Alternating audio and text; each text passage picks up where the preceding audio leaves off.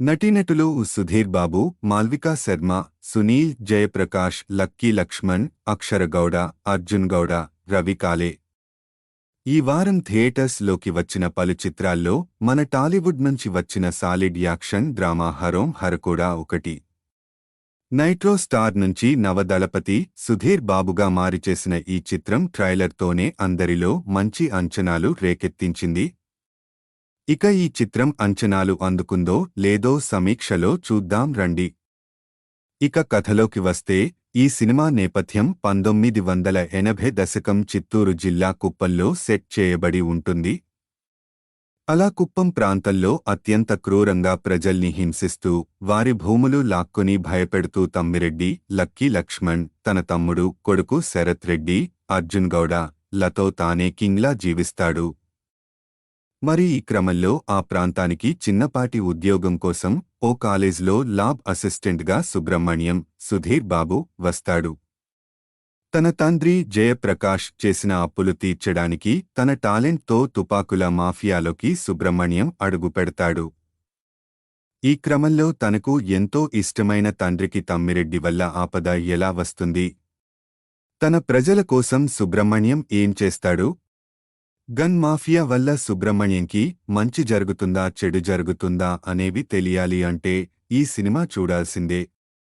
ఖచ్చితంగా ఒక నటుడుగా సుధీర్ బాబుని ప్రతి సినిమాకు మెచ్చుకొని తీరాలి. తన కథా ఎంపిక నుంచి తన పాత్రలకి తాను ఇస్తున్న పెర్ఫార్మెన్స్లు చాలా బాగున్నాయని చెప్పాలి. అలా ఈ సినిమాలో తన నుంచి ఒక 100% మించి సుధీర్ బాబు అందించాడు.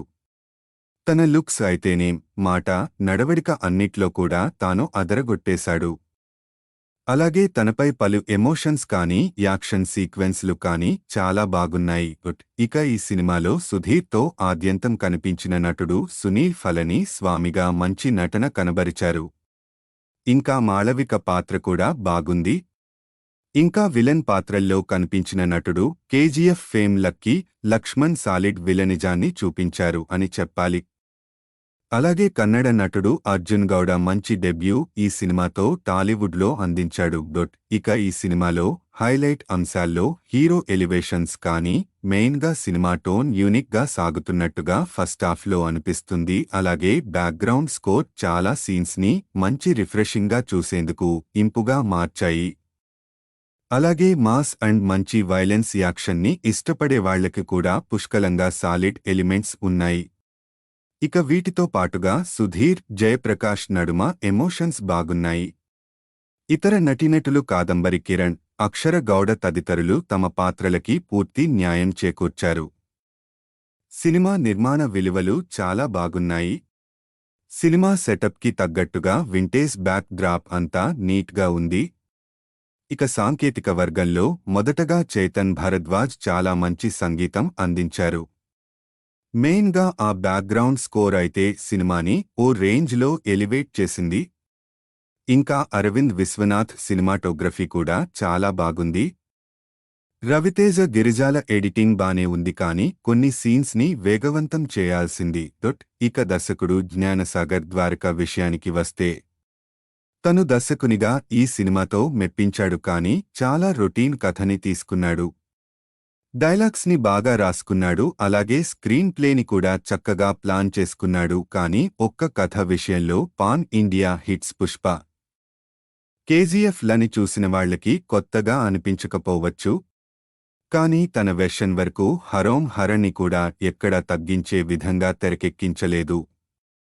పర్ఫెక్ట్గా ఎక్కడెక్కడ ఎంత కావాలో, ఏ నటీనటుల నుంచి ఎంత రాబట్టాలో బాగానే చూసుకున్నాడు. ఒక్క సినిమా లైన్ విషయం తప్ప తన సైడ్ నుంచి లోపాలు అంత ఎక్కువ లేవు. ఇక మొత్తంగా చూసినట్టు అయితే ఈ హరోం హర సుధీర్ బాబు నుంచి మరో సాలిడ్ అటెంప్ట్ అని చెప్పాలి. నటుడుగా కూడా ఈ సినిమా తనకి ప్లస్గా మారింది అని చెప్పవచ్చు. మంచి clean elevations, solid music taste ఉన్నవాళ్లని ఈ సినిమా ఎంగేజ్ చేస్తుంది. దర్శకుడు కూడా సినిమాని బాగానే మలిచాడు కానీ లైన్ ఒకంత రొటీన్గా అనిపిస్తుంది. ఆల్రెడీ తెలిసిన లైన్ అయినా పర్వాలేదు అంటే ఈ సినిమా మాస్ ఆడియన్స్ని బాగానే మెప్పిస్తుంది.